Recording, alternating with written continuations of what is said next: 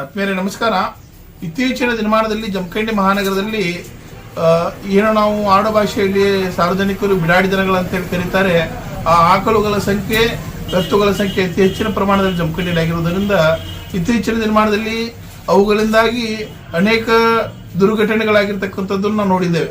ಯಾಕೆ ದುರ್ಘಟನೆಗಳಾಕಪ್ಪ ಅಂತಂದ್ರೆ ಅದು ಸರಿಯಾದ ವ್ಯವಸ್ಥೆ, ಹುಲ್ಲು ಅಥವಾ ನೀರಿನ ವ್ಯವಸ್ಥೆ ಇತ್ತಪ್ಪ ಅಂತಂದ್ರೆ ಒಂದು ಕಡೆ ವಾಸಿಸ್ತಾವ.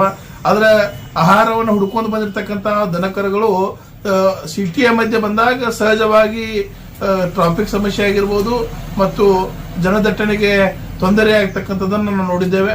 ದಯವಿಟ್ಟು ಈಗಾಗಲೇ ಅನೇಕ ಕಣ್ಣು ಮುಂದೆ ಉದಾಹರಣೆಗಳಿದ್ದಾವೆ. ಉದಾಹರಣೆಗೆ ಒಬ್ಬ ಪೊಲೀಸ್ ಅಧಿಕಾರಿ ಒಂದು ಆಕಳುಗಳ ಕಾಲಿಗೆ ಹಾದು ಒಂದು 6-7 ತಿಂಗಳ ಕಾಲ ತನ್ನ ಜೀವನವನ್ನ ಒಂದು ರಜೆಯ ಜೀವನವನ್ನು ಸಾಗಿಸಿ ಆರೋಗ್ಯವನ್ನು ಸುಧಾರಿಸಿಕೊಳ್ತಕ್ಕಂಥ ಪರಿಸ್ಥಿತಿ ನಿರ್ಮಾಣ ಆಗಿದ್ದನ್ನು ಸಹ ನಾವು ನೋಡಿದ್ದೇವೆ.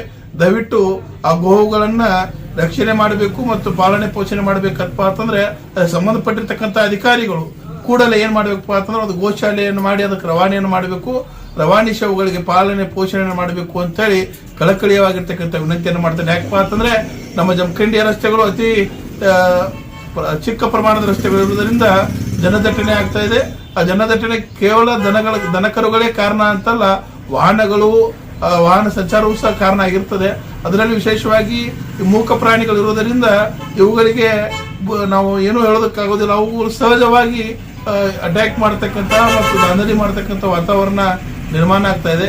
ದಯವಿಟ್ಟು ಅವುಗಳನ್ನ ಪಾಲನೆ ಮಾಡಿ ಪೋಷಣೆ ಮಾಡಿ ಗೋ ಶಾಲೆಗಳಿಗೆ ರವಾನಿಸಬೇಕಂತೇಳಿ ಸಂಬಂಧಪಟ್ಟಿರ್ತಕ್ಕಂಥ ಅಧಿಕಾರಿಯಲ್ಲಿ ವಿನಂತಿಯನ್ನು ಮಾಡ್ಕೊಳ್ತೇನೆ. ಸಾರ್ವಜನಿಕರಿಗೆ ಈ ಮೂಲಕ ತಿಳಿಪಡಿಸುವುದೇನೆಂದರೆ, ನಿಮ್ಮ ಸ್ವಂತ ದನಕರುಗಳು ಅವನ್ನ ಬಿಡಾಡಿ ದನಗಳೇನು ಆಗಿದ್ದಾವೆ ಅವನ್ನ ನಿಮ್ಮ ಮನೆಯಲ್ಲಿ ಸುಭದ್ರವಾಗಿ ಇಟ್ಕೋಬೇಕು, ರಸ್ತೆ ಭಾಗಕ್ಕೆ ಬಿಡಬಾರ್ದು. ಸಾರ್ವಜನಿಕರಿಗೆ ತುಂಬ ತೊಂದರೆ ಆಗ್ತಾ ಇದೆ. ಈಗ ಮುಂದಿನ ದಿನಗಳಲ್ಲಿ ನಾವು ಸಾರ್ವಜನಿಕ ಪ್ರಕಟಣೆ ಹೊಡಿಸ್ತಾ ಇದ್ದೀವಿ. ಯಾವ್ಯಾವ ಬಿಡಾಡಿ ದನಗಳಿದ್ದಾವೆ ಅವನ್ನೆಲ್ಲವನ್ನೂ ಕೂಡ ಗೋಶಾಲೆಗೆ ಶಿಫ್ಟ್ ಮಾಡೋ ಒಂದು ಕೆಲಸ ನಡೆಯುತ್ತೆ.